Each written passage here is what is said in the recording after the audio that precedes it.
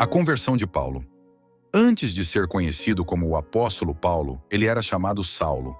Ele nasceu em Tarso, uma cidade da região da Cilícia, e era um judeu devoto, criado na tradição dos fariseus.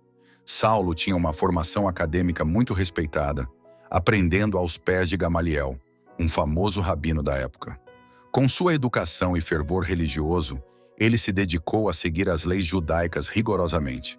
Naquele tempo, surgia o movimento cristão, seguidores de Jesus que pregavam sua ressurreição. Saulo via esse movimento como uma ameaça à fé judaica. Por isso, ele se dedicava a perseguir e prender cristãos. Certo dia, ele recebeu ordens para ir à cidade de Damasco, onde planejava prender mais seguidores de Jesus. Mas a caminho de Damasco, algo extraordinário aconteceu. Uma luz muito forte brilhou ao redor dele, e Saulo caiu no chão. Ele ouviu uma voz que dizia: "Saulo, Saulo, por que você me persegue?" Ele, sem entender, perguntou: "Quem és, Senhor?" E a voz respondeu: "Eu sou Jesus, a quem você persegue." A experiência foi tão impactante que, após o encontro, Saulo ficou cego.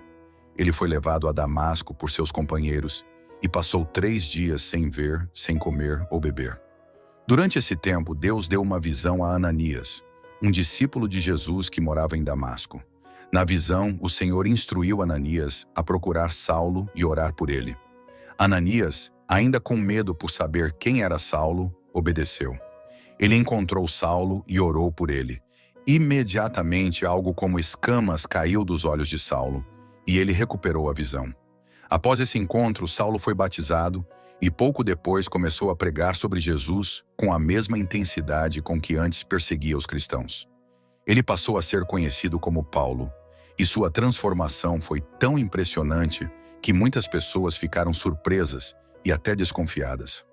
Paulo se dedicou ao restante da vida a ensinar sobre Jesus, realizando várias viagens missionárias pelo Império Romano, escrevendo cartas às igrejas que visitava e fortalecendo a fé cristã entre os gentios. Suas cartas, hoje presentes no Novo Testamento, são algumas das bases da teologia cristã. A lição de Paulo. A história de Paulo nos ensina que ninguém está fora do alcance do amor e da graça de Deus. Mesmo sendo um perseguidor dos cristãos, ele foi transformado por um encontro pessoal com Jesus.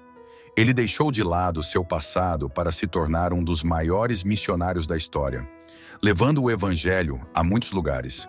Sua vida é um exemplo de que, por meio de Cristo, qualquer pessoa pode ser renovada e ter um propósito.